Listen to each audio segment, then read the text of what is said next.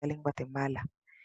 Como parte de esta alianza estratégica, pues se ha venido trabajando en poder generar espacios de discusión y reflexión sobre las necesidades y desafíos que magistrados y jueces independientes e íntegros enfrentan en un contexto donde lamentablemente aún son minoría frente a la crisis institucional que actualmente nos aqueja. Nos preocupa la frecuencia y el alcance del fenómeno de la corrupción que afecta al Poder Judicial en todo el mundo y en particular en Centroamérica. Más allá de la corrupción económica o de la politización de las judicaturas, se debe tomar en cuenta que los magistrados y funcionarios de Poder Judicial son una autoridad moral y deben contar con la confianza de la sociedad sobre la imparcialidad en sus resoluciones cuando sus derechos son menoscabados. Recordar que la falta de confianza en la justicia es un auténtico peligro para la democracia y el desarrollo, además de favorecer la perpetuación de la corrupción. Para reflexionar sobre estos desafíos, se ha preparado un programa en el que iniciaremos con la exposición del relator especial de Naciones Unidas sobre la independencia de los magistrados y abogados, doctor Diego García Sayán, quien participará y compartirá con nosotros los hallazgos principales del informe sobre los recientemente presentado sobre los procedimientos disciplinarios contra magistrados y jueces por presuntas faltas de conducta en el ejercicio de sus funciones. Inmediatamente después de la exposición del relator, contaremos con un panel de discusión con diferentes actores y perspectivas desde su ámbito de trabajo y experiencia en el marco de la crisis de la independencia judicial. Al finalizar la intervención de los panelistas, vamos a abrir un espacio para preguntas del público y poder tener la oportunidad de escuchar a los panelistas responderlas. Las pueden ir planteando en el chat público para aprovechar este tiempo de intercambio. Y ya cerraremos el evento aproximadamente 1 hora y media después de su inicio y se recuerda a quienes necesiten interpretación al idioma inglés que deben ubicarse en el canal de interpretación de idiomas y escoger el idioma inglés. Sin más, entonces, tengo el honor de dejar con ustedes al relator Diego García Sayán.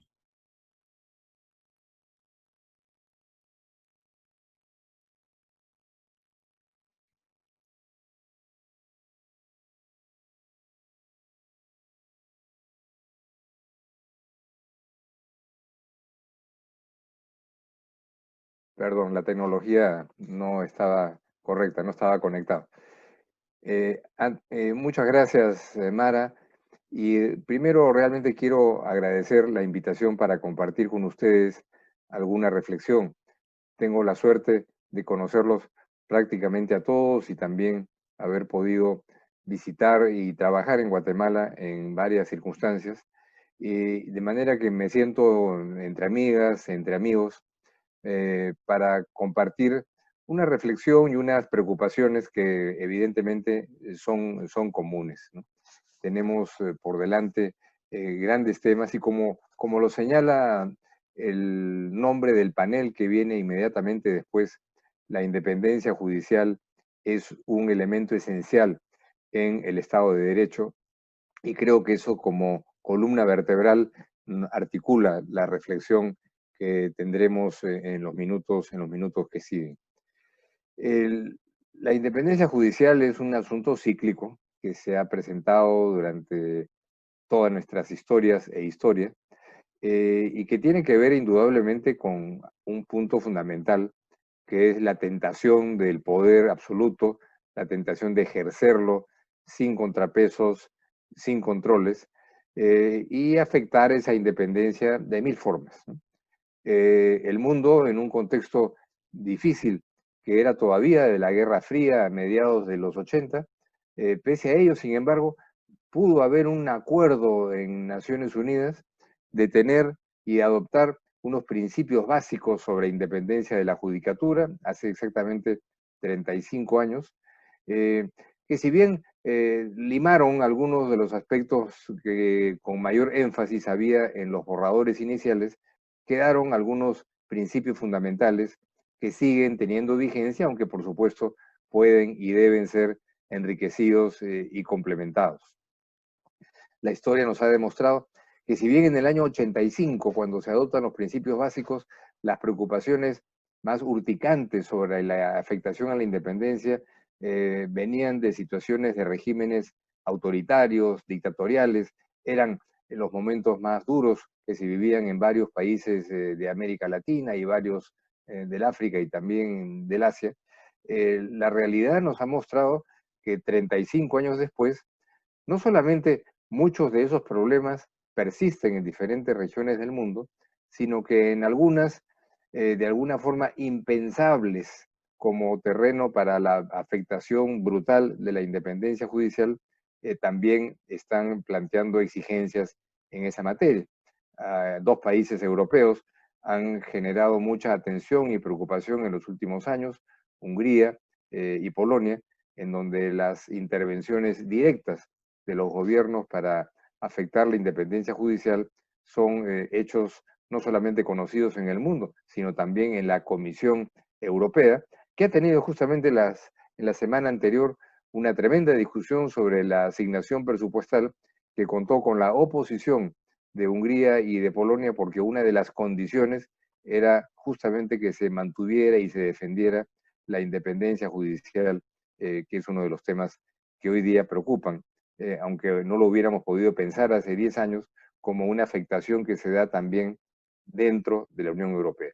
De manera entonces que no es un monopolio del llamado tercer mundo, es algo que ocurre en distintos lados, los que hemos sufrido, como los países centroamericanos y sudamericanos, dictaduras militares o dictaduras cívico-militares, y otros que vienen de historias muy distintas. ¿Cuáles son algunas de las explicaciones de por qué es tan importante la independencia judicial? Casi me siento simplemente compartiendo con ustedes reflexiones que obviamente no estoy aquí reinventando la rueda, pero son asuntos que vale la pena recapitular. Primero, porque la independencia judicial es un derecho de la gente, por supuesto, de jueces y abogados para ejercer libremente su función sin injerencias, pero básicamente un derecho de la gente para que cuando tenga la inevitabilidad de someter o someterse o plantear algo ante el sistema judicial, sepa que tiene cierto grado de garantía de que se va a resolver de acuerdo a una ley y en función de argumentos que se den de un lado y del otro, eventualmente excediéndose en los plazos, como pasa en todos nuestros países por razones evidentes, pero sí que sea la garantía de que la jueza, el juez, va a resolver de acuerdo a la ley y no porque hay la intervención de algún factor de poder determinado. Y el segundo tema muy importante de la independencia judicial es como un ingrediente del ejercicio de la institucionalidad democrática. Es decir, que existan contrapesos, los checks and balances famosos en el inglés, para que haya elementos a través de los cuales el poder político sepa que sin perjuicio de los controles a través del legislativo, de los controles de los medios de comunicación y de la opinión pública, haya la justiciabilidad de piezas de acciones del poder político que de alguna manera pueda prevenir o contrapesar algunos excesos. Entonces, ha sido crónicamente el poder político el que se ha interesado en atacar, cercenar, limitar, restringir la independencia judicial, y eso, como ustedes lo saben muy bien, no solamente en contexto de dictaduras militares, sino también en el contexto de situaciones de mayor respeto por la institucionalidad democrática. Pero un aspecto que como relator especial me he encargado de enfatizar desde el inicio, con alguna incomprensión de ciertos sectores llamados ortodoxos de los derechos humanos, es levantar la relevancia e importancia de la corrupción como una amenaza, severa a la independencia judicial. Y la corrupción entendida en un sentido doble, no solamente como la que puede eventualmente afectar la independencia judicial, instituciones, personas, áreas institucionales corruptas, sino también como su contrario, como el gran reto que existe en la sociedad global para enfrentar la corrupción, y especialmente la corrupción globalizada y transnacional, que está, que está sustentada en la Convención de Naciones Unidas contra la Corrupción, que le asigna a jueces y fiscales el rol principal para enfrentar la corrupción. Entonces la corrupción es un tema que no lo voy a entrar a profundizar ahora, pero que indudablemente se plantea en ese aspecto dual. Primero, como una amenaza, controlar para garantizar la impunidad, pero también en un escenario en donde corresponde no a los políticos, no a los periodistas, corresponde a jueces y fiscales enfrentar esa corrupción, y por eso su vulnerabilidad para ser afectada en su independencia es hoy día acaso mayor que en el pasado, porque las redes y la virulencia, si cabe el término, de la corrupción institucionalizada es hoy día mucho más fuerte que en el pasado. Entonces, en ese contexto, en donde hay situaciones distintas, en donde ser país del tercer mundo, así llamado, o del primer mundo, a estas alturas del partido es irrelevante para saber si la independencia judicial puede estar o no está amenazada, se plantean algunos temas importantes que tienen que ver con uno de ellos, con el informe al que se ha hecho referencia en la introducción que hizo Mara, ¿no? Y tres aspectos que yo quisiera aquí destacar y compartir con ustedes que conocen muy bien toda esta problemática. ¿Cuáles podrían ser algunos de aquellos que llaman particularmente la atención como herramientas que pueden afectar o al revés garantizar la independencia judicial? El primero de ellos lo están viviendo en Guatemala de manera viva en estos últimos meses, tiene que ver con el proceso de selección y nombramientos de quienes ocupan una función en la magistratura. Y con esto me referiré no solamente a jueces, cuando digo jueces estoy hablando también de juezas, sino también a quienes ocupan funciones en el Ministerio Público, que son parte del funcionamiento de la dinámica judicial. Entonces, este es un tema crónico, histórico, en donde quién escoge, quién nombra y qué criterios se utilizan para la designación de quienes ocupan funciones en la magistratura es, si se quiere, una de las piedras de toque de la independencia judicial. Y cíclicamente nos encontramos con problemas semejantes en diferentes partes del mundo.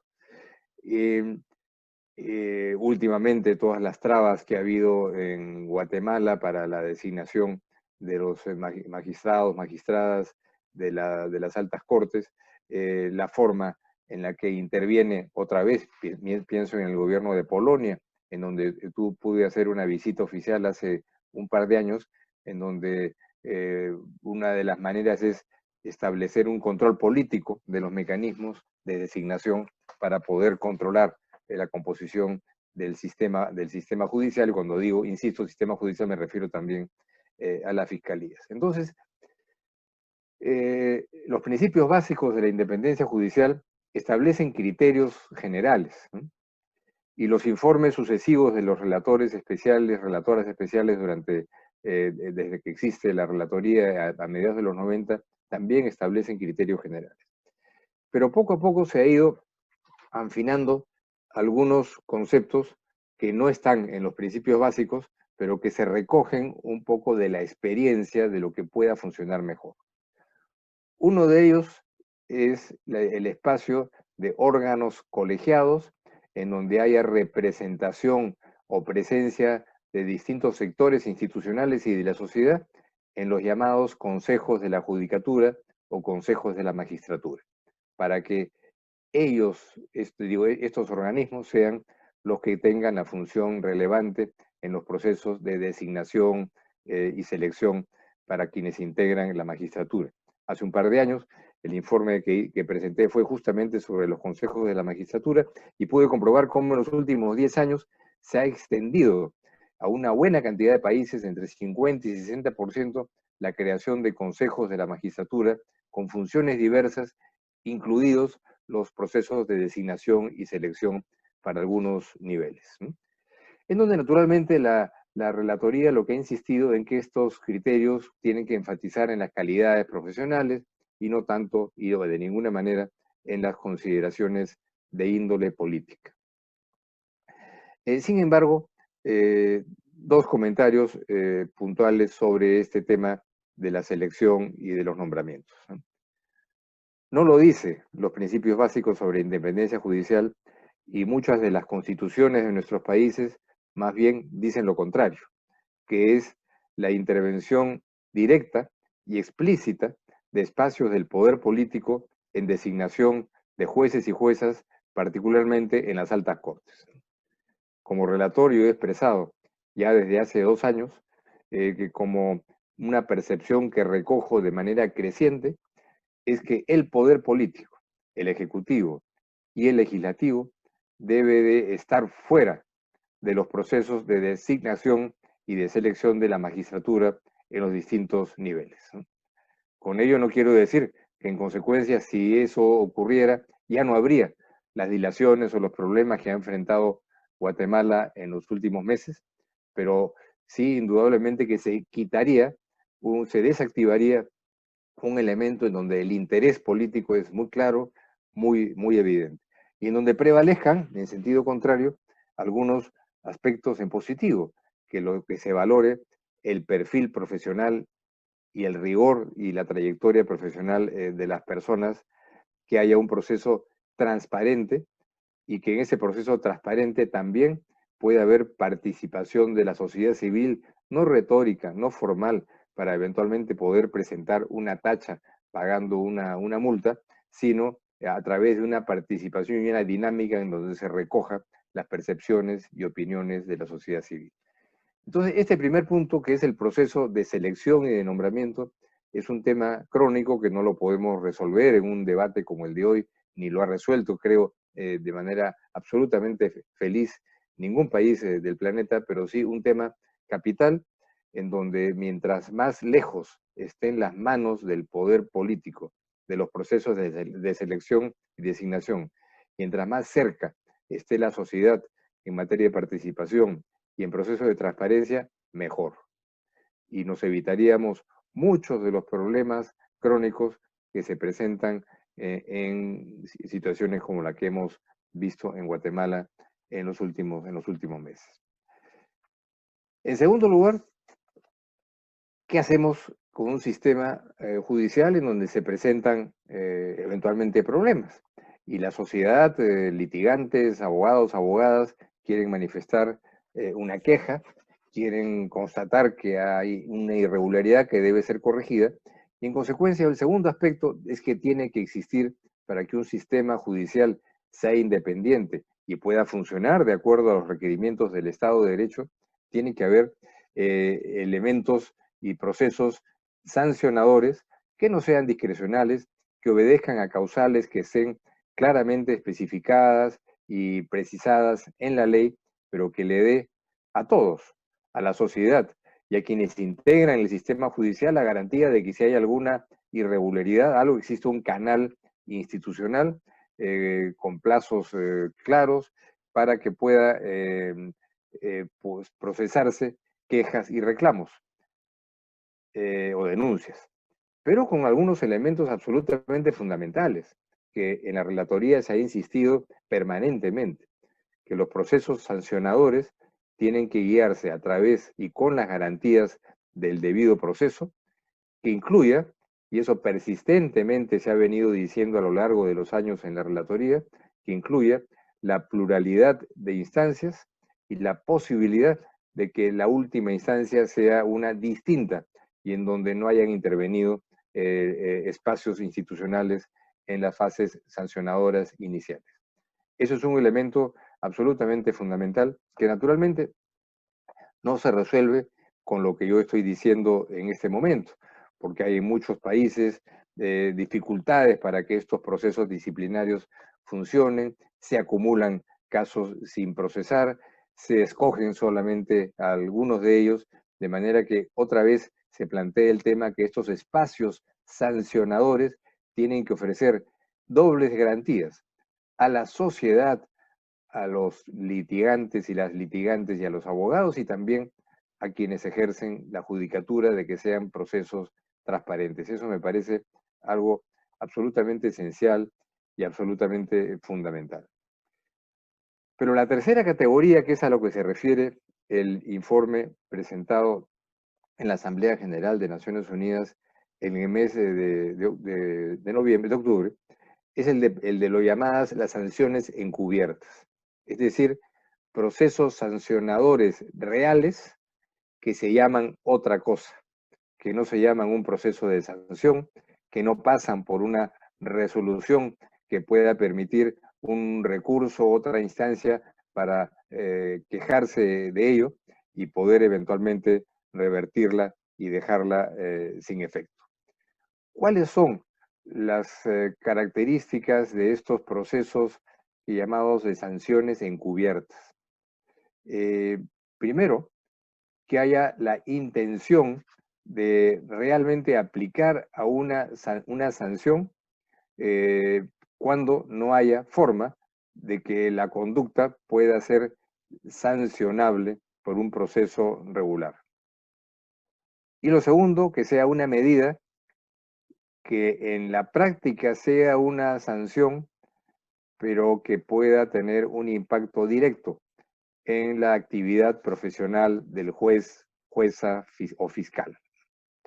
Entonces, encontramos que cada vez más, no sé, tal vez cada día puedo estar exagerar con ello, no tengo con esto una representación global, pero sí mucho en América Latina, que los procesos sancionadores regulares, que a veces son excepcionales, que a veces se dilatan en el tiempo y dejan todo un poco en la zona gris, tienden a ser muchas veces sustituidos o complementados por procesos que se llaman otra cosa, pero que tienen el propósito de sancionar a un juez o alguna jueza con, por ejemplo, un traslado no solicitado, que puede incluso sonar a promoción a un nivel de rango superior, pero que en condiciones de trabajo o en condiciones de seguridad personal que resultan en concreto atentatorias para ese magistrado o magistrada, que paradójicamente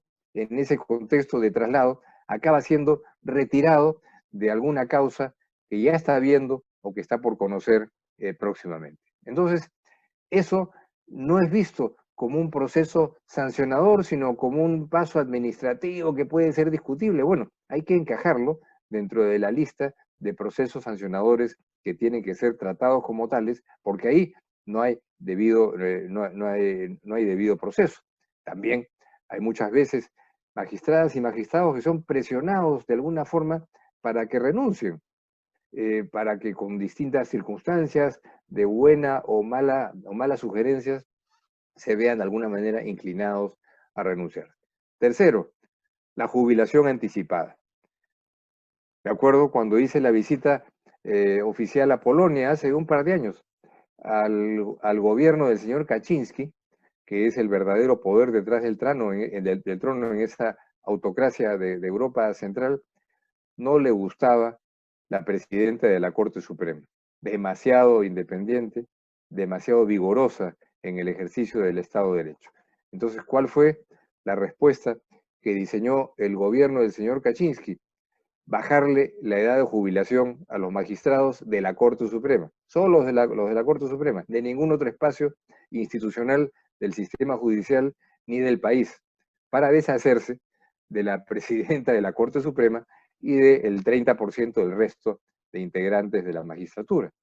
Cuando me enteré de esto y chequeé en Google si había algún país que en los últimos 4 años había bajado la edad de jubilación de funcionarios públicos, no existía ninguno, porque los cambios en la edad de jubilación, como ustedes lo saben bien, tienden a ser para elevarla por haber mejorado la expectativa de vida. Y naturalmente, la respuesta, ¿cuál fue? No, es simplemente para darles una mejor calidad de vida, que puedan estar con sus hijos y con sus nietos. Y por supuesto, la ley va a permitir que aquella magistrada o magistrado que es retirado por el límite, por haberse jubilado anticipadamente, quiera mantenerse en la carrera, lo puede hacer si lo solicita al presidente de la República y el presidente lo acepta.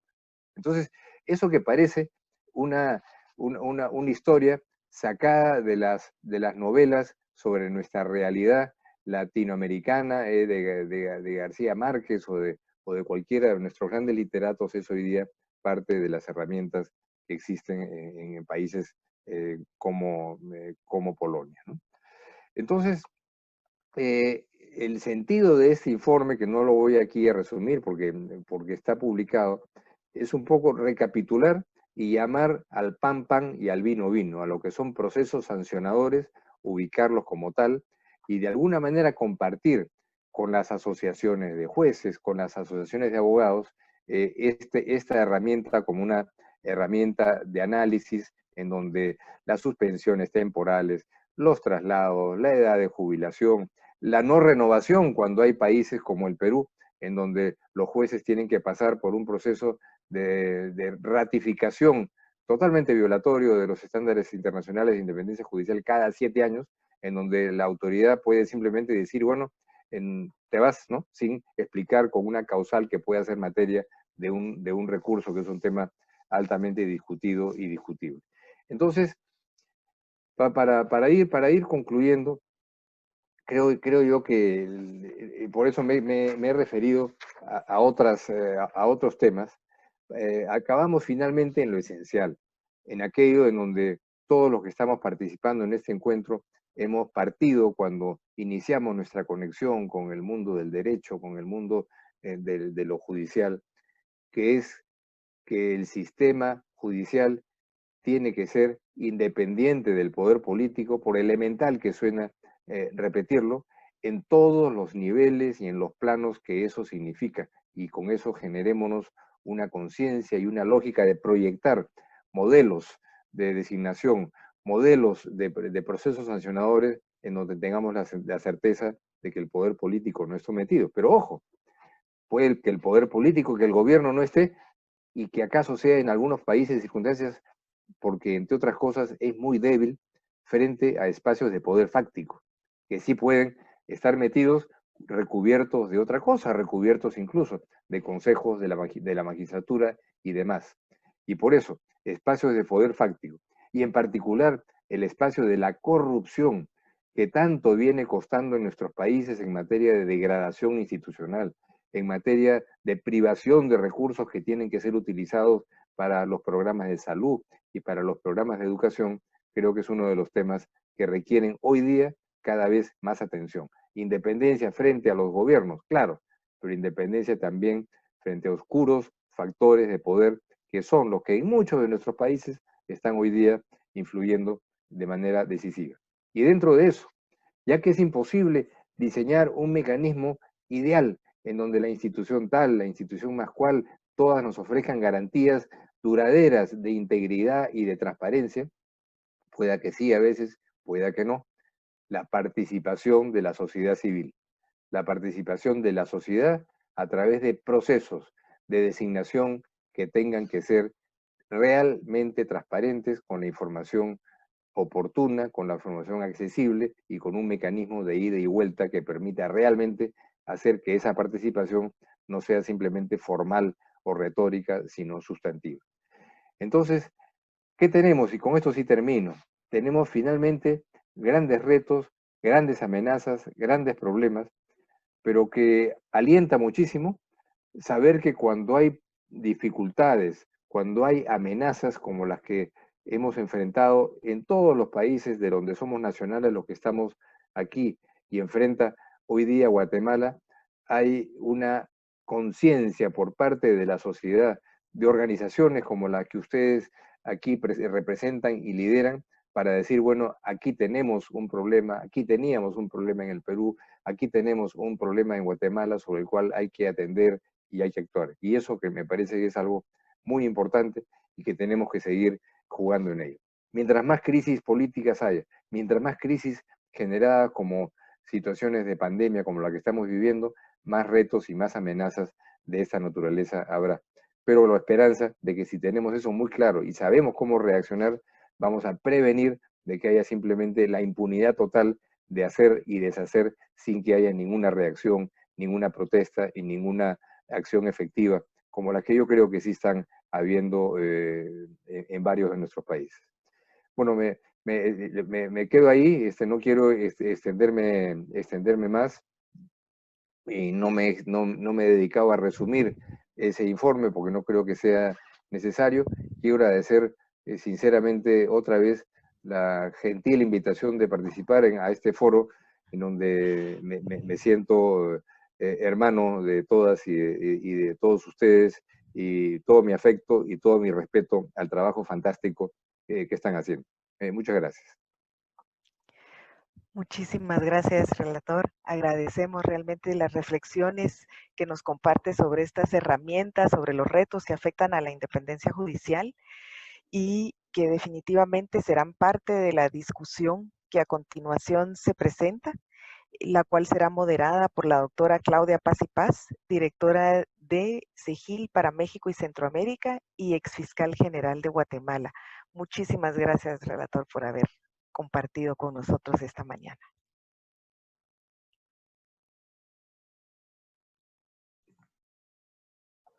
Muy buenos días a todas y a todos. De nuevo, relator, nuestro agradecimiento por acompañarnos en esta mañana exponiendo tan importantes conclusiones de este informe y por acompañarnos siempre en la lucha por la independencia judicial en el país. Creo que no existiría un día más pertinente para hablar sobre independencia judicial, crisis institucional y política como es hoy. Hemos presenciado cómo las y los ciudadanos de Guatemala han salido a las calles ejerciendo sus derechos de libre expresión, de manifestación, en una acción cívica fundamental e importantísima. Y tristemente vimos cómo alrededor de 40 personas fueron arbitrariamente privadas de libertad. Y para mí decirlo, que fiscales presentaron acusaciones sin pruebas, pues solo nos hace una vez más presente qué significa la independencia judicial, la importancia de la independencia judicial, justamente como mencionaba el relator, no solo porque es un derecho humano, el derecho a la justicia, sino también porque la independencia judicial es una garantía de protección de otros derechos. Y hoy martes nos despertamos sabiendo, pues bueno, que afortunadamente sí hay jueces en Guatemala y la mayoría de estos 40 jóvenes, hombres y mujeres, pues ya han recobrado su libertad. Pero imaginemos qué pasaría si no tuviéramos estos jueces independientes que están aplicando la ley y protegiendo estas garantías fundamentales como es la libertad de expresión, la libertad de manifestación. Y bueno, dicho esto, señalando y subrayando la pertinencia del tema de independencia judicial en el país, paso a presentar a mis estimados amigos, amigas, panelistas. Inicio con Claudia Escobar, ex magistrada, defensora de la independencia judicial y experta en la lucha contra la corrupción. A Haroldo Vázquez, juez de la Asociación Guatemalteca de Jueces por la Integridad y también presidente de la Asociación de Jueces por la Democracia en Centroamérica. Bienvenido, Haroldo. A Úrsula Indoechea, directora de Independencia Judicial de la Fundación para el Debido Proceso Legal y abogada, orgullosamente abogada peruana. Y también nos acompaña esta mañana Álvaro Montenegro, periodista, activista, fundador e integrante de Justicia Ya, quienes trabajan en articulación por la Alianza por las Reformas para denunciar justamente los atentados contra la independencia judicial y esforzarse en la lucha contra la corrupción. Dicho esto, Claudia, la pregunta para ti es la siguiente, y les advierto que tenemos 5 minutos para cada una de las respuestas, así que cuando vea que se está acercando el tiempo voy a poner en el Zoom un papelito. Así es que, Claudia, tú y yo sabemos que uno de los pilares fundamentales para fortalecer la independencia judicial es justamente el proceso de elección de altas autoridades y que en Guatemala hemos tenido sucesivas reformas para garantizar que este proceso de elección se realice por méritos. La ley de comisiones de postulación, la ley de carrera, como decía el relator, procesos que garantizan la fiscalización ciudadana, pero sin embargo, este proceso siempre ha sido permeable a influencias, no solo desde las élites políticas y empresariales, sino también del crimen organizado. Desde tu perspectiva, Claudia, ¿cuáles son los principales factores que han permitido esta influencia o facilitado esta influencia? ¿Cómo se ha manifestado? Y sobre todo, Claudia, ¿cuáles son las consecuencias concretas de tales influencias? Te dejo el micrófono. Gracias, gracias a los organizadores por invitarme a compartir estas inquietudes y preocupaciones sobre el sistema de justicia, y también quiero agradecer a los asistentes que se toman el tiempo de poner atención en estos temas que son fundamentales para nuestro país. Bueno, sobre lo que me planteas, mira, yo creo que el problema es sistemático. Yo considero que la influencia de los distintos sectores que afectan en la elección de cortes se debe principalmente a que fue un sistema diseñado para ser manipulable, influenciable por grupos de poder. En el diseño de la elección de las altas cortes se privilegió un nombramiento político y no un nombramiento en base a méritos. Yo creo que eso lo hemos ido viendo en el desarrollo de los distintos procesos de elección de magistrados para cortes. El proceso de elección que contempla nuestra Constitución, como les digo, no privilegia la meritocracia, no es un proceso de posición basado en la experiencia, en competencias, en la capacidad y menos en la honorabilidad. Por lo cual, cualquiera que cumpla con requisitos formales puede ser considerado un candidato viable. La Constitución da ciertos parámetros que son mínimos. Otro problema que surge es que las distintas comisiones de postulación tienen la facultad de diseñar un proceso de evaluación totalmente discrecional por medio de lo que se conoce como tablas de gradación. Cada comisión desarrolla sus propias tablas y los candidatos no saben hasta el momento en que inicia el proceso a qué es lo que los van a evaluar. Esto lo que permite es que ingresen dentro del sistema de justicia abogados que no tienen ninguna experiencia en la judicatura. Se favorece a abogados con nexos políticos que han trabajado en el legislativo o en el ejecutivo y son favorecidos para nombrarlos en las altas cortes en contra de jueces que tengan experiencia. Y si vemos en el transcurso de los años, solamente de un 15 a un 20% de los magistrados que fueron electos vuelven a ser reelectos para un segundo término. Y esto demuestra también que no se privilegia la experiencia y que se está favoreciendo a personas que tienen vínculos o nexos políticos. Ese es uno de los problemas. Además, tenemos un problema de que no existe una carrera judicial y que la que existe adolece de enormes debilidades. O sea, nuestra carrera judicial es muy débil, si es que podemos llamarle carrera judicial. Sabemos que solamente los jueces de paz y los jueces de instancia gozan de una garantía de carrera. Luego está el problema del consejo de la carrera. El consejo de la carrera no ha cumplido con la función de hacer evaluaciones de los candidatos y deja esta capacidad a las comisiones de postulación que por el propio diseño que tienen, no tienen la capacidad para hacerlo, ni el tiempo.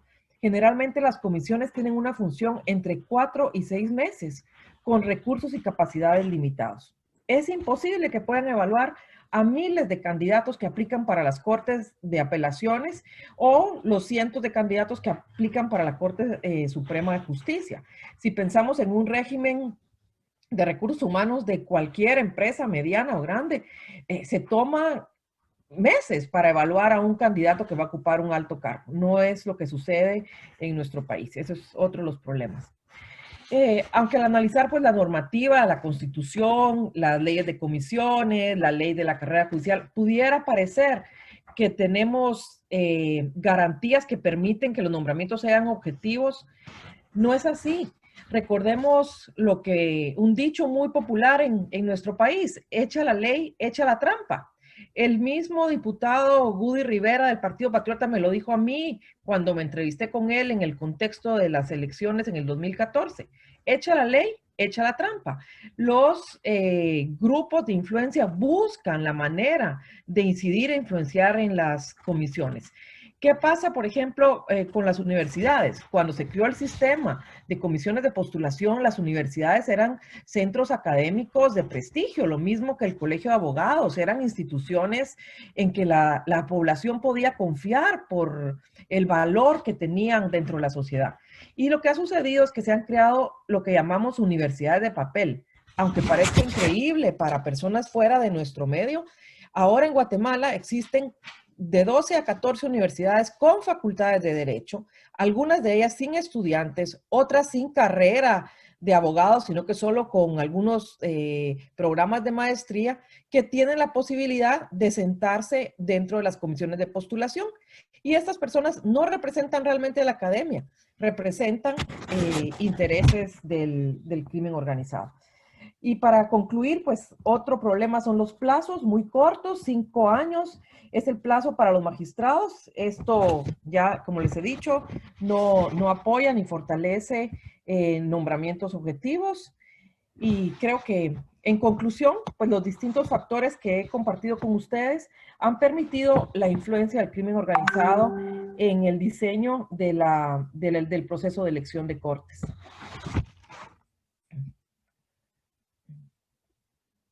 Sí, muchas gracias, Claudia. Yo creo que me quedo con tus palabras iniciales que luego tú desarrollaste y que muy precisamente, y es que el sistema está hecho justamente para que estas influencias puedan seguir actuando y puedan de alguna forma no solo influir, sino a veces controlar quiénes son las personas que son nombradas para las altas cortes. Haroldo, el relator nos compartía estos mecanismos de acoso o hostigamiento hacia los funcionarios del sistema de justicia, medidas encubiertas para presionar a los jueces. En tu opinión, ¿tú has visto, presenciado que estas formas de hostigamiento ocurran en Guatemala y qué forma adoptan? Y vinculado a ello, ¿qué efecto producen en las instituciones del sistema de justicia, más allá del daño que causan en los funcionarios, en cada uno de los funcionarios? Para ti el micrófono.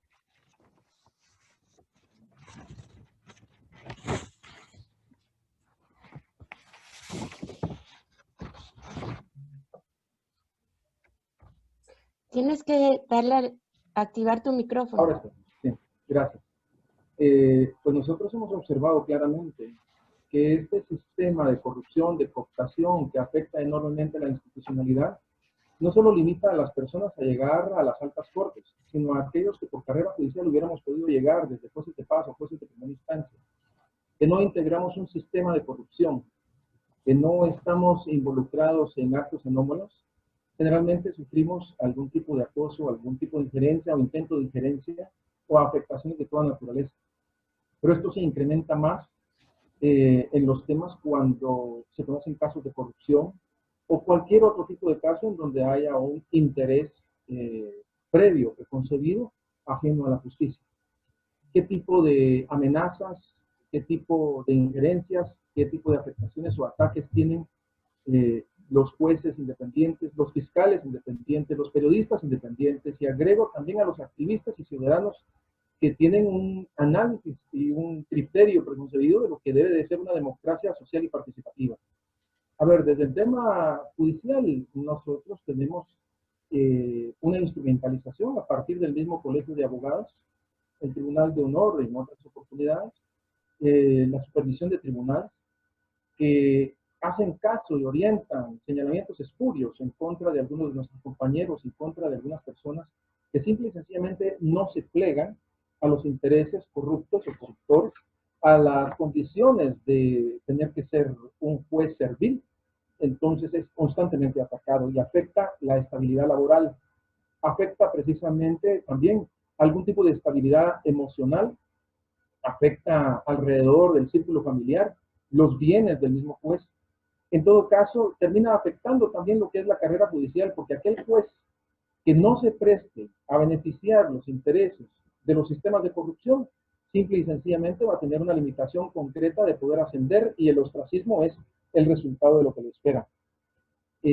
Lo que es triste es que en este sistema y la reconfiguración del Estado, la norma o el sistema natural de cosas debiera de ser de que debiéramos todos de luchar juntos desde el Poder Judicial por mantener una independencia institucional, una independencia financiera y por supuesto una independencia judicial. Pero a veces hemos observado que miembros de Corte Suprema de Justicia, quizás no todos, pero terminan siendo parte del problema y del ataque constante que sufre el juez independiente y el magistrado independiente. La manipulación de las investigaciones a través de supervisión de tribunales. La posibilidad de buscar sanciones en contra de jueces y juezas. Solo para mencionar personas que participan en nuestra asociación, estaría Pablo Chicumul, el cual evidentemente ha sido objeto de tratos discriminatorios y nunca ha tenido una defensa por parte de la Corte Suprema de Justicia como tal o institucional.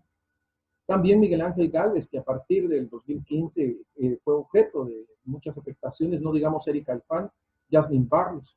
El tema es entonces concreto. Existe todo un sistema preestablecido porque es histórico, estructural porque se basa en temas de redes y de estructuras, así como también de sistemas legales que no orientan a la justicia, que van desgastando el sistema de justicia, el poder judicial. Ahora, lo terrible no es solo la afectación en contra de la independencia judicial o del juez como tal, sino la afectación de una construcción de un Estado de Derecho que se ve sumamente afectado cuando la contención de lo que debe de ser un muro de justicia en contra de los abusos, y no solo abusos de poder, que era como el elemento natural anteriormente, y el tema de buscar la independencia judicial para contener sistemas autoritarios, sino también los abusos de estructuras criminales que están integrados ahora con los abusos de poder desde el poder ejecutivo, el legislativo y lamentablemente el judicial.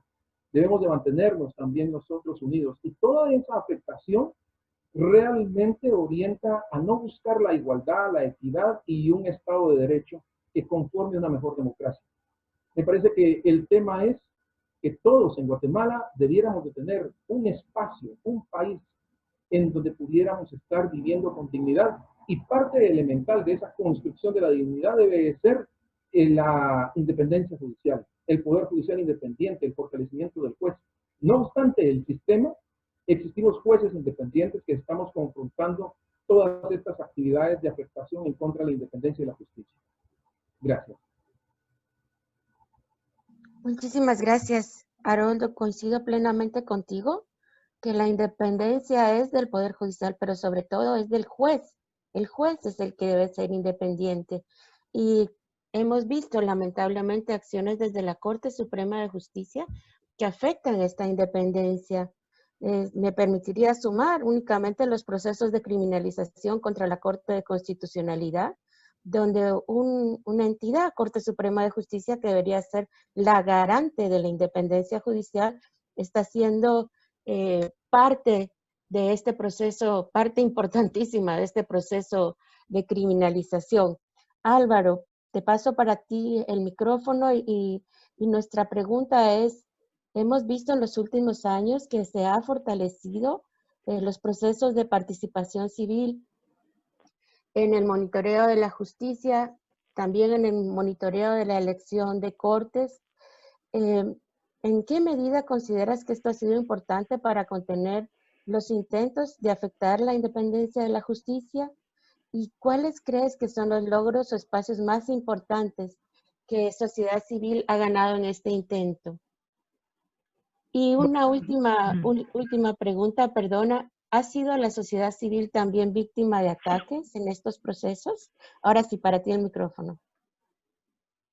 Gracias y gracias por la invitación y un honor estar aquí junto a tantas personas admiradas. Pues sí, yo creo que tal vez lo que más se ha logrado ha sido una toma de conciencia, creo yo, de cómo funciona el poder, de cómo funcionan estas redes, de por qué no existe una búsqueda del bien común como lo manda la Constitución, sino que cada vez el poder político va refuncionalizando un sistema que ya no da.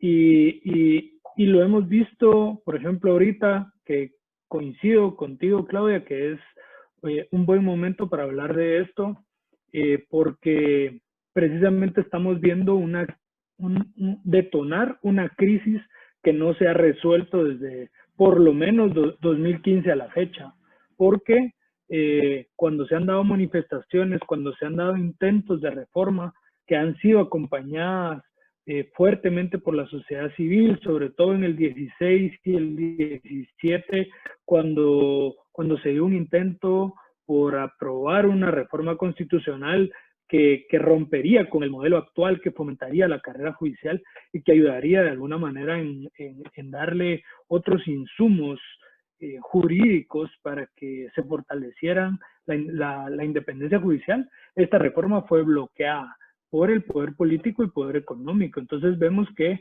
las formas de buscar soluciones a esta crisis que se está revelando desde lo judicial, porque el Ministerio Público ha sido clave en estas funciones junto a la CICIG, en demostrar qué es lo que está pasando, vemos que el sistema se bloquea y no han habido posibilidades de reformas, de oxigenar el sistema, que nuevas personas lleguen. Y en cambio hemos visto que los últimos 2 gobiernos han sido refuncionalizadores de este sistema cooptado por las redes criminales. Entonces Jimmy Morales llega, baja la presión porque la gente cree que hay una posibilidad supuestamente outsider, pero vemos que está cooptado por las mismas redes criminales vinculadas a militares contrainsurgentes con las redes de corrupción de la élite política y económica. Entonces, lo mismo pasa con Alejandro Yamatei, después de lo que yo considero que fue una crisis constitucional en donde quedaron fuera candidatas que estaban punteando las encuestas. Entonces llega Alejandro Yamatei como colándose, parecido a lo que hizo Jimmy Morales en 2015. Entonces vemos que todo esto pues desemboca en lo que estamos viviendo hoy en día. O sea, esto, lo que está pasando, estas protestas, esta forma un poco más jacobina, por decirlo, de una forma de que hay más garra, hay más descontento, es precisamente porque no se han dado mecanismos para solucionar, para buscar, digamos, resoluciones a esta crisis.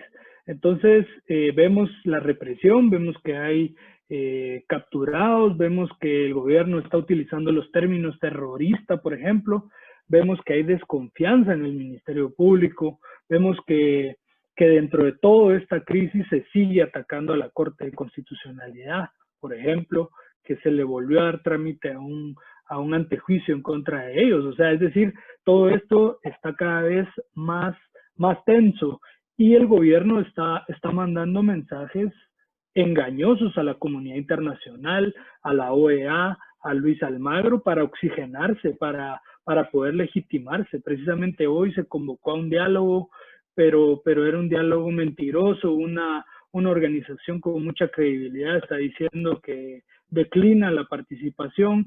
Entonces, en estos momentos se está viviendo mucha tensión en el país y el gobierno realmente, en lugar de buscar soluciones, está confrontando, ¿verdad? Entonces, creemos que todo esto, pues la sociedad civil ha venido acompañando todo este proceso, apoyando a los jueces independientes como quienes hoy nos acompañan, ¿verdad? En lo que podamos, a los fiscales, el caso de Juan Francisco Sandoval en la FESI, pero vemos que se ha ido perdiendo confianza precisamente en las instituciones, ¿verdad? Como la Corte Suprema y la Fiscalía General, que es preocupante porque ahí es donde se presta la criminalización. Muchos de nosotros, precisamente derivados del proceso de cortes, hemos sufrido denuncias, ¿verdad? Unos compañeros, incluso una denuncia del presidente de la Corte Suprema de Justicia. Entonces, todo esto mete miedo y la criminalización busca una parálisis de la sociedad civil. Muchísimas gracias, Álvaro, y gracias por recordarnos que hubo un intento muy importante de reformar este sistema que, como dice Claudia, estaba hecho precisamente para facilitar las influencias externas, pero que eso fue bloqueado por las élites económicas y élites políticas para mantener el sistema de privilegios. Úrsula, y ya que Álvaro nos mencionaba, ahora que la OEA fue invitada para participar en diálogos por el presidente Yamatei, tú y yo sabemos que se ha invertido muchísimo dinero en la justicia en Guatemala. Es uno de los países donde más inversión ha existido. Para ti, y desde tu experiencia, ¿cuál es la posición que tienen los organismos internacionales de derechos humanos y el resto de la comunidad internacional respecto de Guatemala, especialmente quienes cooperan para el fortalecimiento de su democracia? Te paso el micrófono. Gracias, Claudia. Bueno, muchas gracias por la invitación y es un placer compartir este panel con grandes amigos y colegas muy admirados. Bueno, sí, en primer lugar, como tú dices, Guatemala es un país que ha suscitado muchísima atención de la comunidad internacional. No es el único país donde existen situaciones, digamos, de graves violaciones y derechos humanos y corrupción institucional. De hecho, hay varios, pero creo que en el caso de Guatemala hay una característica muy particular, que son los mismos órganos del Estado los que tienen que salir hacia el ámbito internacional y escalar estos debates a la comunidad internacional pidiendo ayuda. O sea, por ejemplo, en el caso de la Comisión Interamericana de Derechos Humanos tenemos un informe de país del 2017 en el cual la independencia judicial tiene un papel muy importante, pero tenemos también digamos, 57 o 60 menciones en el informe de corrupción y derechos humanos con casos, ejemplos, sentencias, citas, comunicados de prensa y mucha respuesta del sistema interamericano. Pero a la vez tenemos también muchas de las audiencias públicas solicitadas por el Procurador de los Derechos Humanos, por los propios magistrados, y tenemos, digamos, yo diría que la mayoría de funcionarios estatales que trabajan, o altos funcionarios que trabajan temas de corrupción o que son altas autoridades de control con medidas cautelares de la comisión, ¿no? La ex fiscal Telma Aldana, aquí también la ex jueza Claudia Escobar, el procurador de los derechos humanos, la jueza Erika Ifán, y puedo seguir, ¿no? Varios magistrados de la Corte de Constitucionalidad también. Entonces, eso es algo que no es usual en América Latina, donde también tenemos situaciones complicadas. Luego, en el ámbito de las Naciones Unidas, bueno, el relator especial que está aquí con nosotros también ha manifestado varias veces su preocupación, al igual que otros grupos de estados cooperantes, como el G13, el grupo de estados que cooperan internacionalmente en Guatemala con mucho dinero, y también los Estados Unidos, ¿no? Y además de mencionar la Oficina del Alto Comisionado de las Naciones Unidas para los Derechos Humanos. Pero esta relación no es de ida y vuelta, y yo siento que la preocupación de la comunidad internacional es intensa, pero también ha sido rechazada por el gobierno guatemalteco, ¿no? Es una relación hostil, ¿no? Hay varias cosas que manifiestan esta hostilidad. Yo creo que, bueno, la más saltante es la expulsión de la CICIG. Luego vino esta declaración de ingratitud al representante diplomático de Suecia, y una reciente, mucho más reciente, que es la renovación solamente por un año de la licencia o el permiso para la Oficina del Alto Comisionado, ¿no? Que eso, digamos, para mí es muy significativo. Pero a la vez, ¿no? Esta hostilidad en lo interno tiene una cara diferente en lo externo, porque el gobierno guatemalteco presenta, por ejemplo, un candidato a la Comisión Interamericana de Derechos Humanos. Y eso es como un compromiso ambiguo, porque si quieres la protección de los derechos humanos, si quieres colaborar con uno de tus nacionales poniéndolo ahí, ¿cómo es que, por ejemplo, la comisionada de país, la doctora Esmeralda Arosemena, nunca en su mandato ha podido pisar con una visita de trabajo el país, ¿no? A pesar de haber sido la presidenta de la Comisión Interamericana, ¿no? En todo su mandato ha ido a visitas académicas, a eventos, pero nunca ha podido realizar una visita de trabajo, y menos una visita in loco. Entonces, sí, esta preocupación, como te digo, es muy grande y cada vez más, ¿no? De hecho, hoy y ayer han salido varios comunicados de la comunidad internacional rechazando la violencia de la represión, pero a la vez hay una relación que reconstruir ahí, porque la hostilidad del gobierno guatemalteco todavía está patente, y mientras esa vía no se logre solucionar, esa relación no se logra solucionar, va a ser más difícil que la comunidad se pueda involucrar.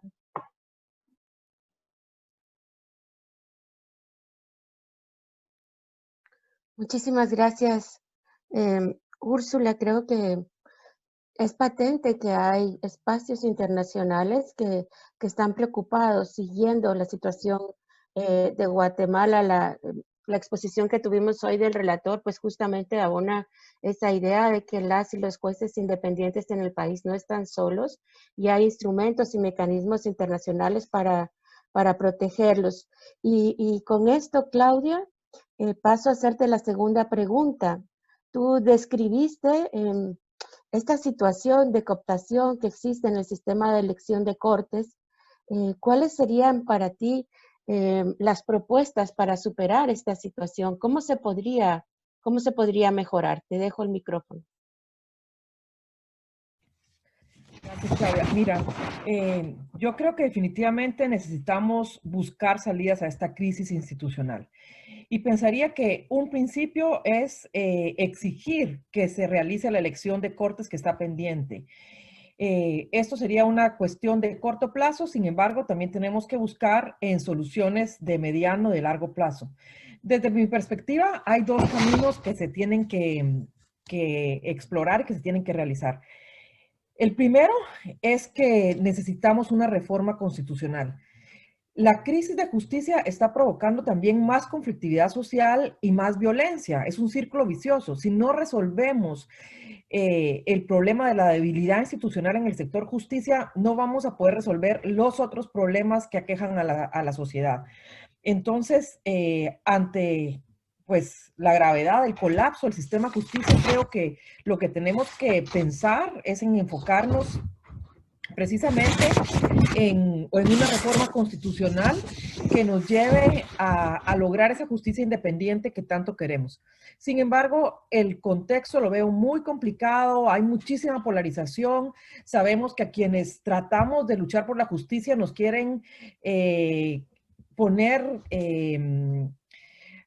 como que fuéramos o representáramos grupos políticos, lo cual no es cierto. Es una narrativa que han usado quienes pretenden continuar manipulando la justicia. Entonces se ha creado en la sociedad una división que no permite que haya confianza y que se den no es el momento oportuno, creo yo, para que podamos sentarnos con distintos sectores. Esto nos obliga a pensar en mecanismos externos para lograr esa conformación del sistema de justicia. Estoy pensando que un proceso que sería legítimo es un panel de expertos y expertas internacionales, gente de mucha credibilidad, a quien no se le pueda cuestionar su honorabilidad.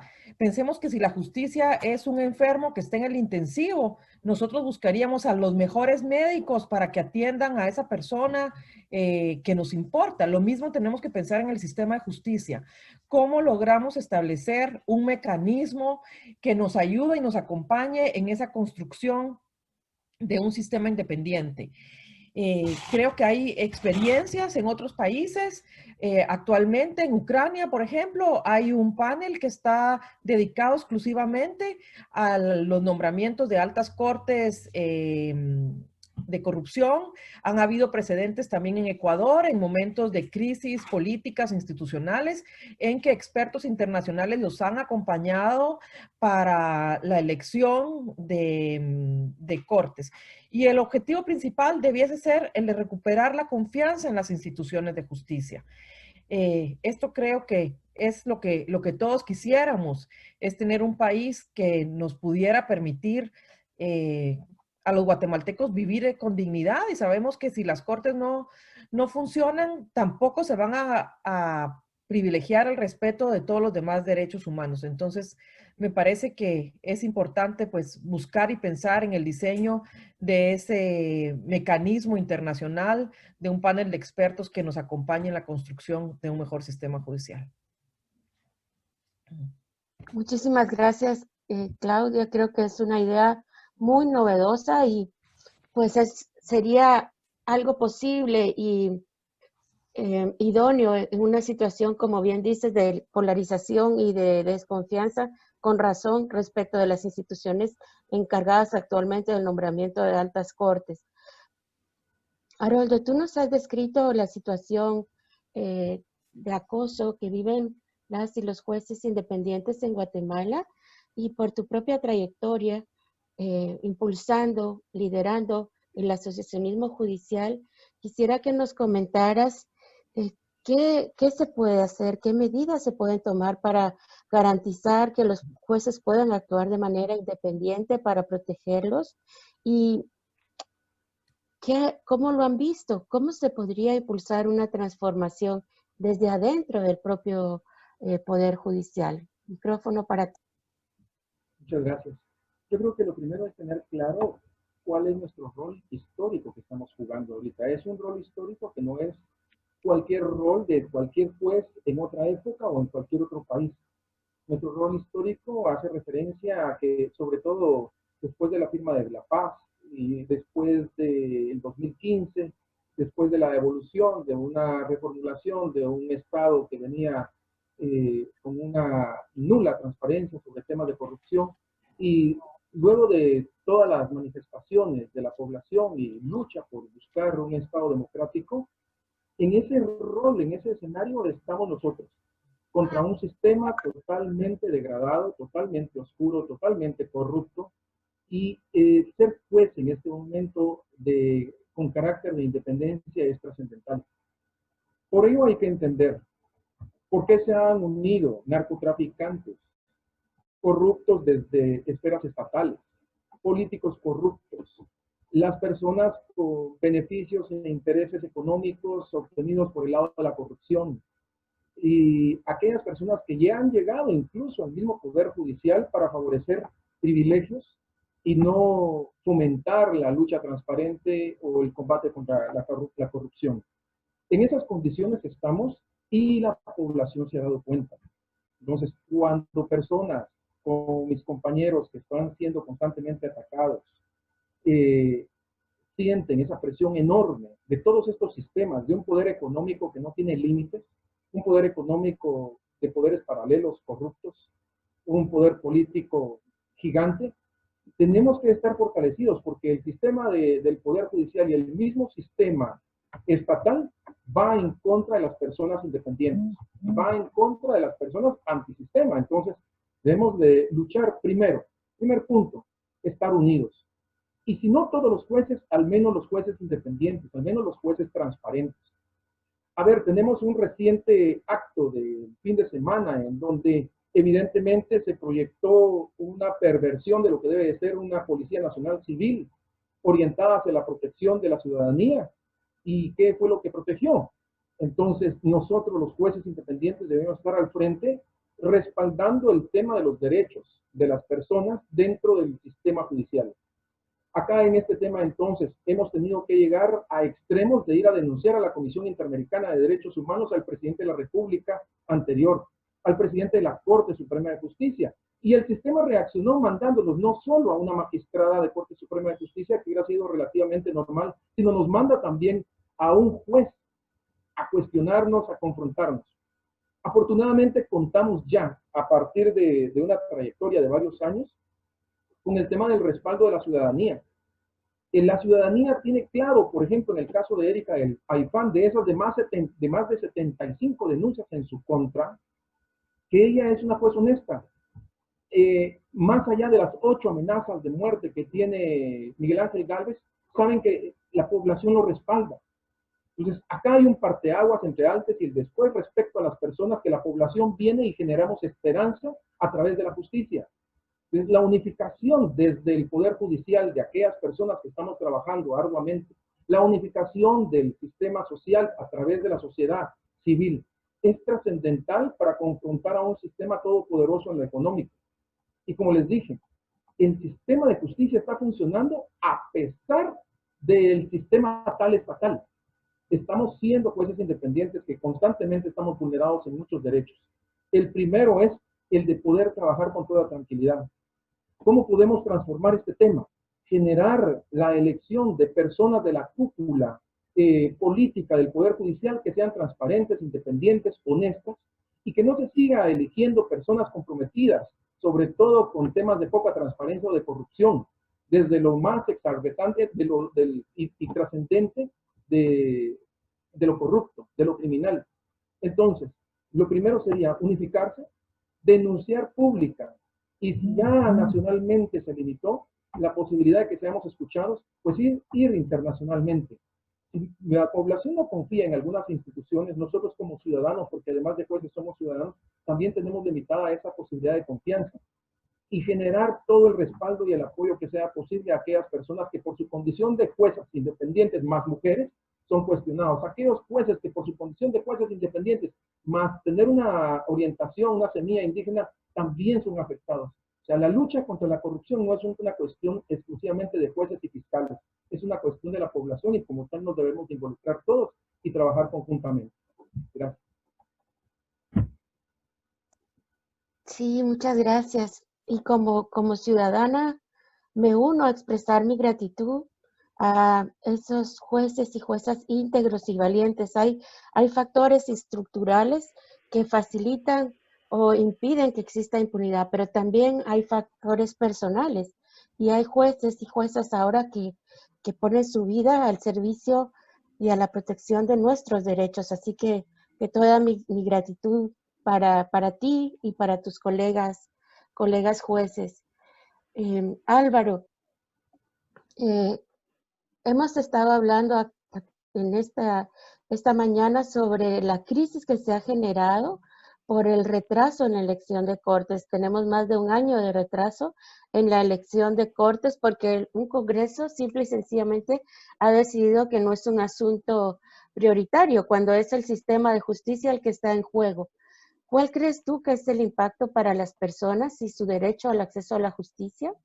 ¿Cómo es que esto puede entenderse como una afectación no solo al Estado de Derecho, sino que afecta directamente a los derechos de todos y cada uno? Álvaro, para ti el micrófono.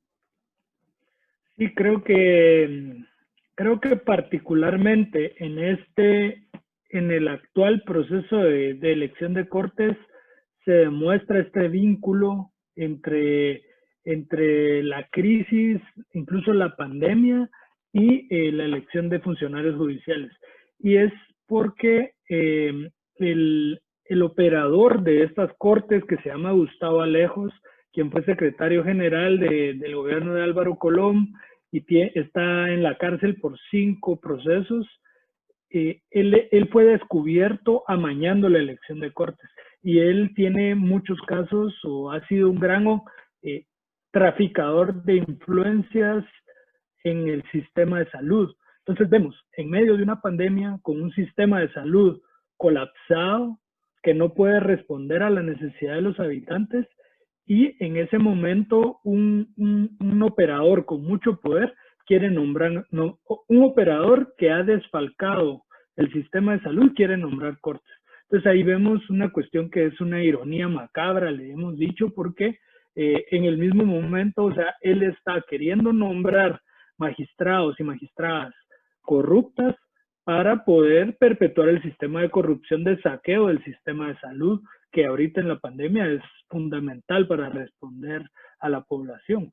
Entonces, así, el informe de la Comisión Interamericana sobre corrupción y derechos humanos creo que nos da muchas luces en eso, de cómo se van vulnerando una serie de garantías individuales y sociales.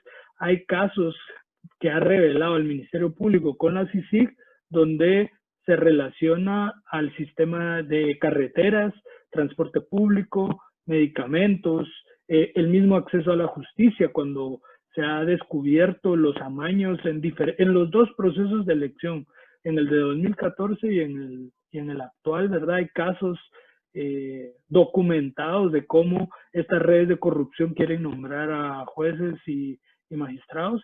Entonces vemos que realmente esta corrupción generalizada, que llega hasta las altas esferas, porque se ha descubierto que no solo se da una corrupción a un nivel político, sino privado. Y yo creo que eso es fundamental recordarlo, porque siempre hay una contraparte que paga el soborno, por así decirlo, ¿verdad?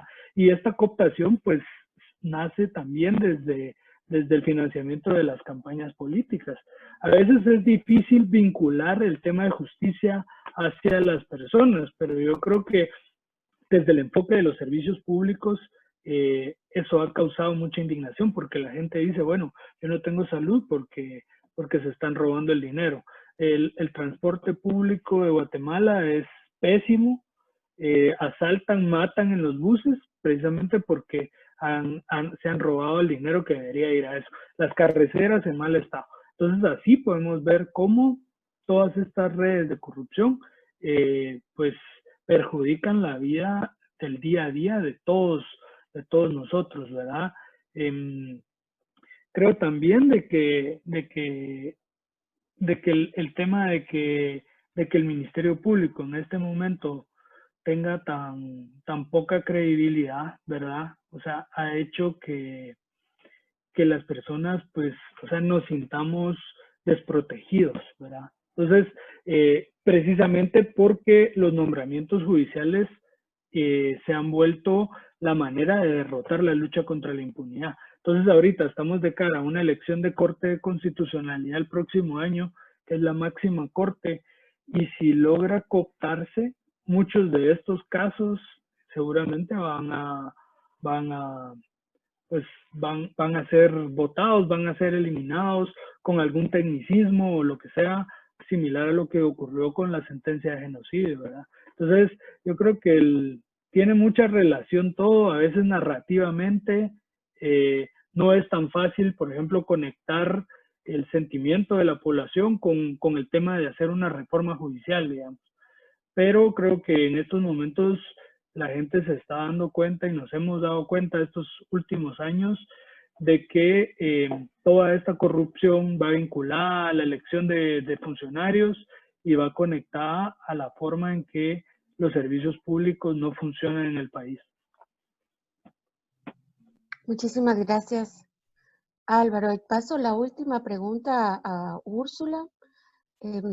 Antes de entrar en un breve espacio de preguntas y respuestas con el público, Úrsula, ¿cuál crees que puede ser el papel de la comunidad internacional para apoyar este fortalecimiento de la independencia judicial en Guatemala? ¿Cuál ha sido y cuál crees que debe ser?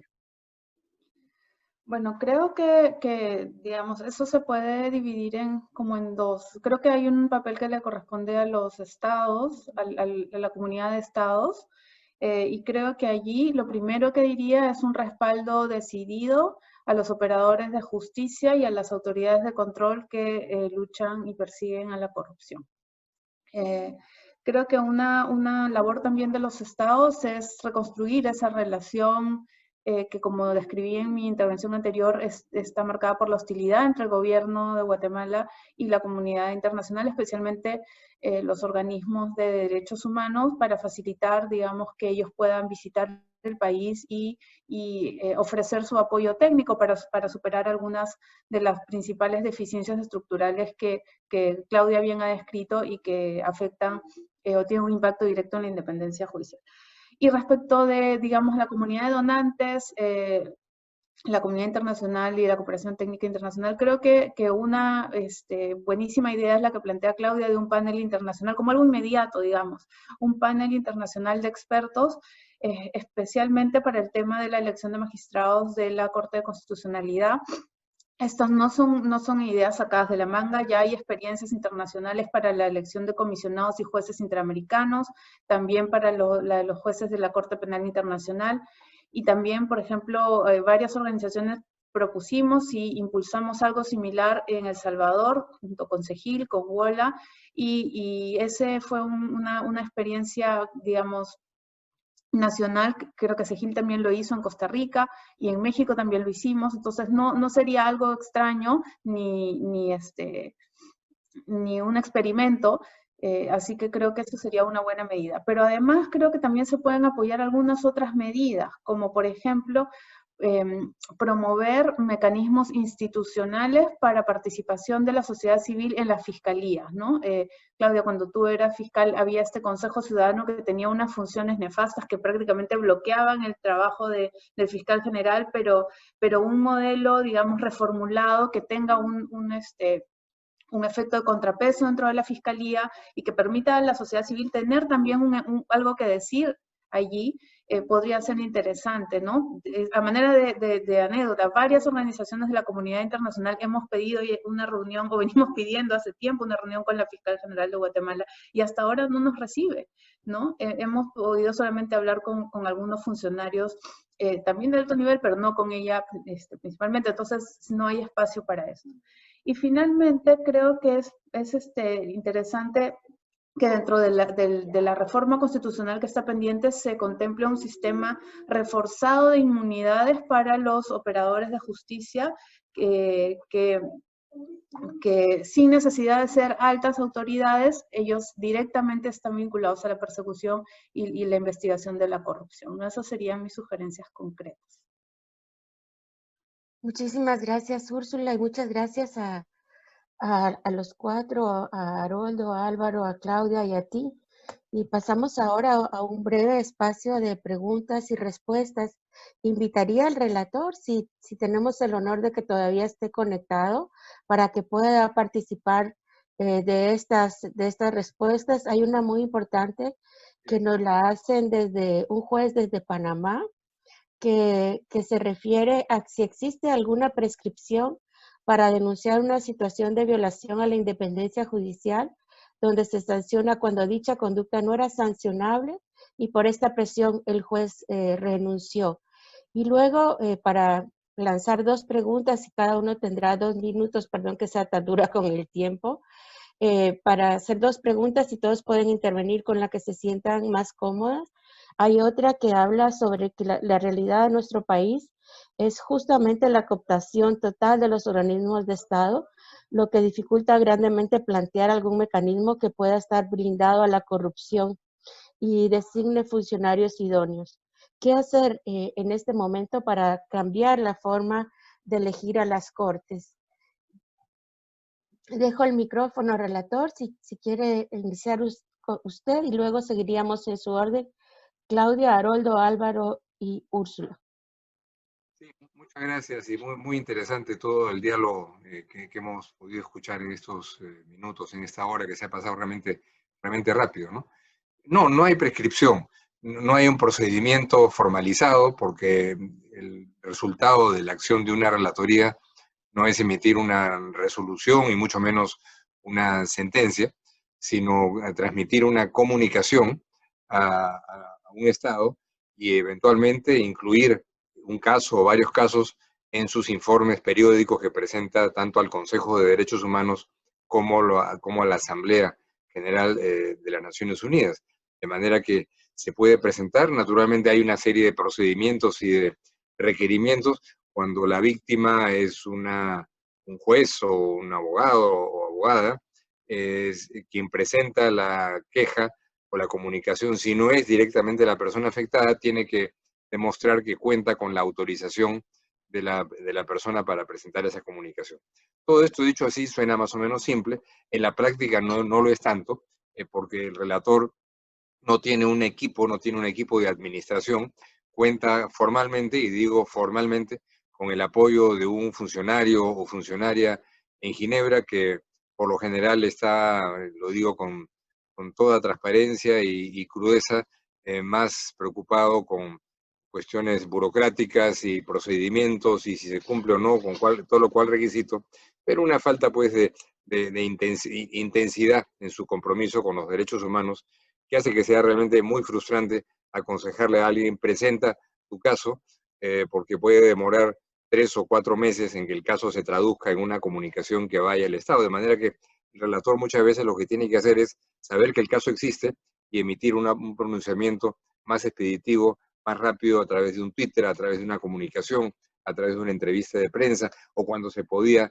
viajar a través de una visita académica, así llamada, para poder hablar ahí, recoger opiniones, que es algo que esperemos que se pueda hacer en algún momento del próximo año. Y la segunda parte de la pregunta, si me la precisas, Claudia, por favor. En un sistema tan cooptado como el de Guatemala, ¿qué hacer para reformar el sistema de nombramiento y elección de altas cortes? Mira, fórmulas no hay, ¿no? Pero la experiencia que se da en varios países es que la única forma real es los actores nacionales, ¿no? Los de afuera son complementarios, pueden respaldar, pueden aportar con criterios o elementos, pero eso es absolutamente fundamental, que haya una fuerza lo suficientemente poderosa para que la ilegitimidad de ciertas medidas arbitrarias sea evidente para amplios sectores de la sociedad, y apuntar a ciertas reglas que, si bien no den una garantía total, sí puedan ayudar a alejar, me atrevo a decir, las garras del poder político y de los poderes fácticos de los procesos de designación y de promoción de magistrados y de magistradas. En circunstancias límites podría ser importante una presencia internacional, una presencia para dar una opinión, una presencia para avalar con algunos informes de comentarios, o eventualmente incluso para una presencia más activa.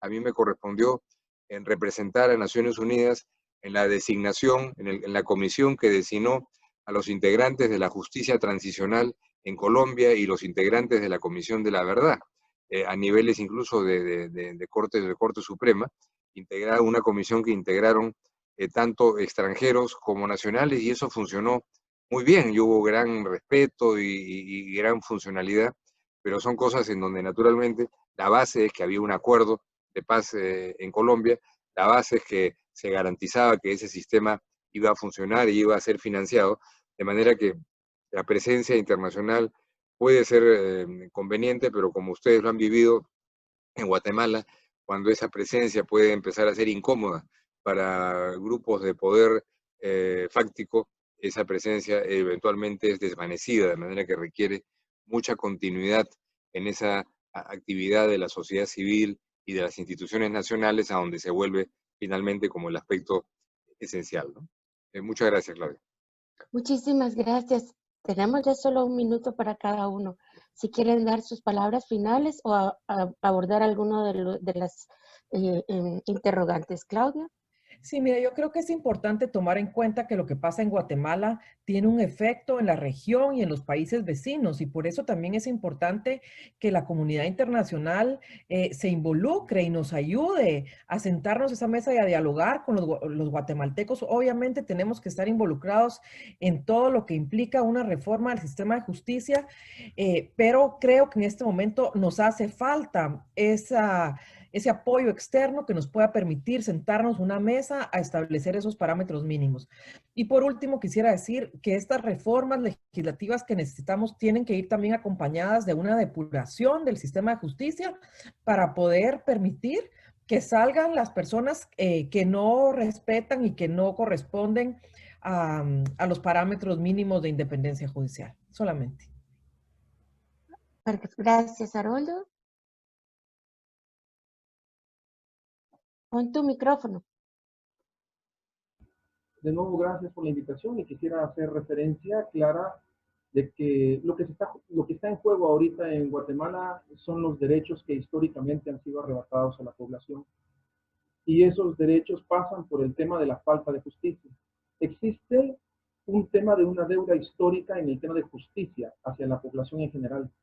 Y han sido pocos los que se han beneficiado del sistema de corrupción, por lo que debemos de fortalecer la misma. Hay que evitar que los jueces salgan de Guatemala, hay que evitar que los fiscales salgan de Guatemala, hay que evitar que salgan las personas que están provocando la justicia y que generan esperanza en nuestro país, porque sí hemos recibido ofertas, sí hemos recibido intenciones de poder apoyar saliendo del país, pero creo que el problema es interno, el problema está allá en Guatemala, y como dice el señor relator Diego, pues efectivamente la solución tiene que venir desde adentro con alguna coordinación y colaboración externa, pero somos los guatemaltecos que debemos de venir y enfrentar esto con todo el valor, con toda la entereza, desde el inicio y entender claramente cuáles son los reclamos. El reclamo básicamente es justicia, así que sobre eso hay que trabajar y el tema de hoy ha sido pero fundamental. Gracias. Muchas gracias, Aroldo. Álvaro.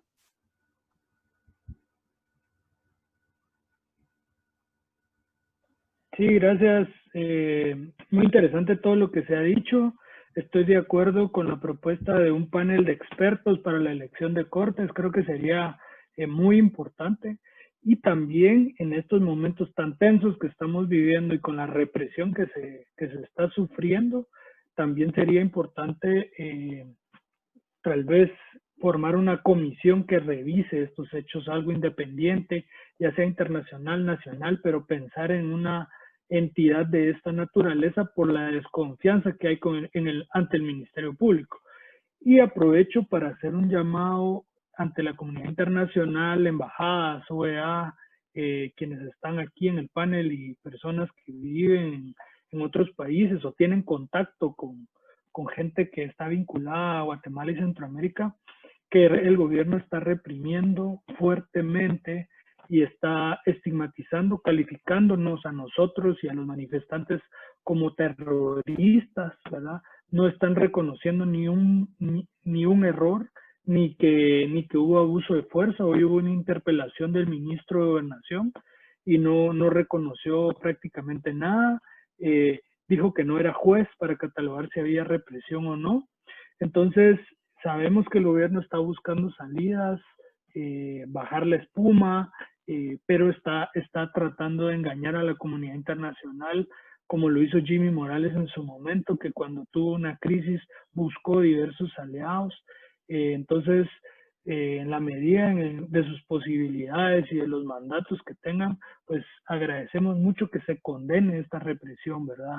Porque sí está bastante alta y si hay otra manifestación fuerte, no sabemos cómo va a responder realmente el gobierno, porque no han querido reconocer absolutamente ningún error. Y este es un gran retroceso para el país, ¿verdad?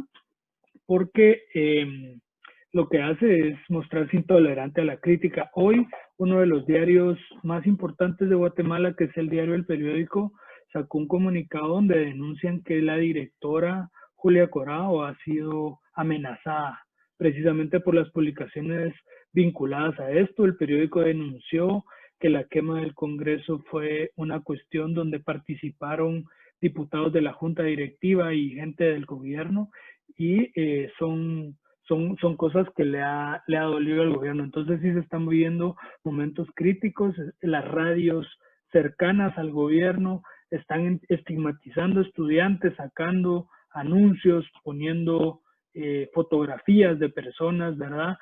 Para posteriormente, como se sabe, poder tener argumentos para judicializar. Entonces, les agradezco el espacio y estamos en comunicación y esperamos poder continuar con estas reflexiones. Muchísimas gracias, Álvaro. Sin duda, junto a la independencia judicial, la libertad de expresión es otra de las garantías que protegen los derechos de todas las y los ciudadanos. Úrsula, un minutito último.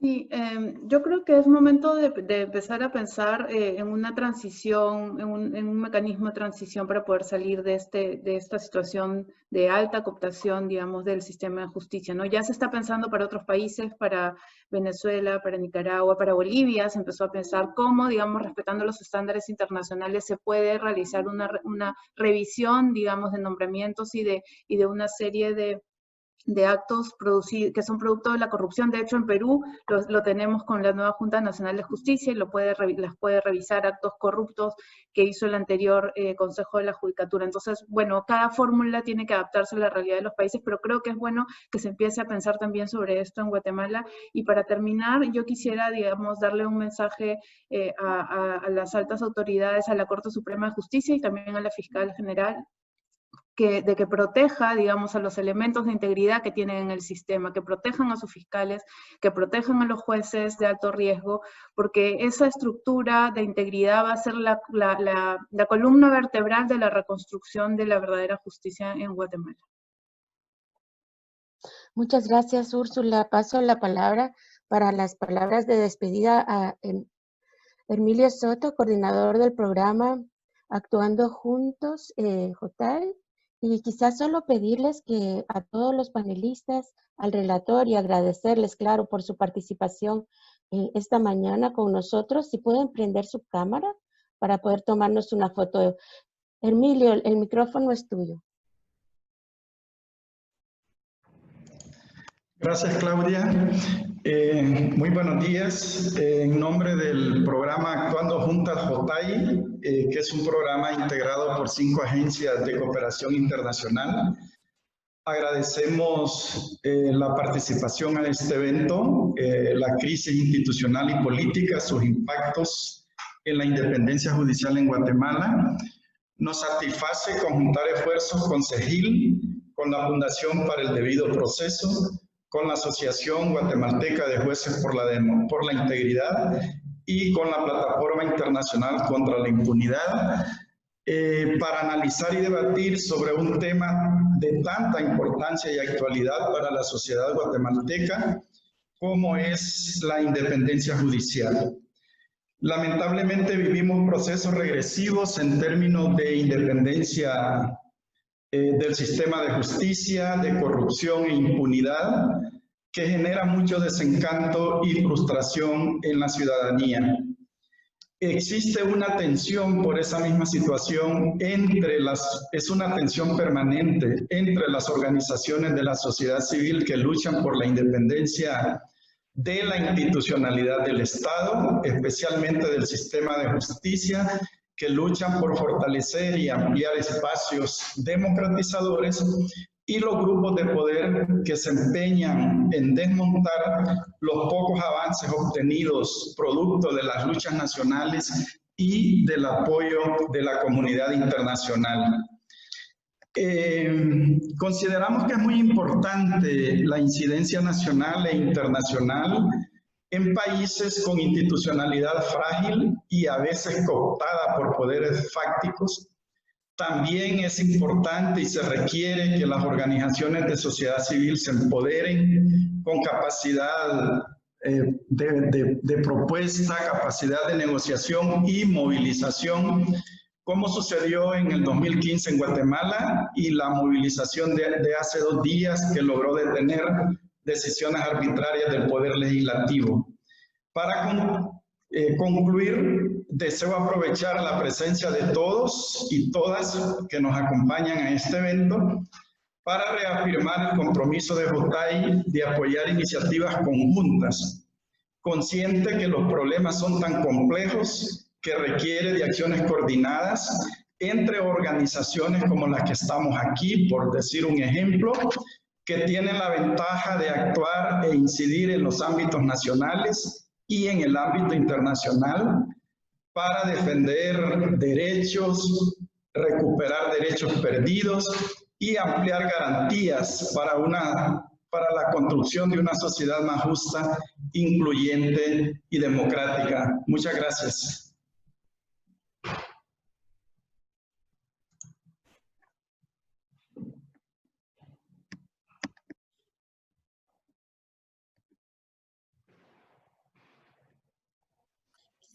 Si todas las personas que están acá, por favor, prenden la cámara para hacer una foto final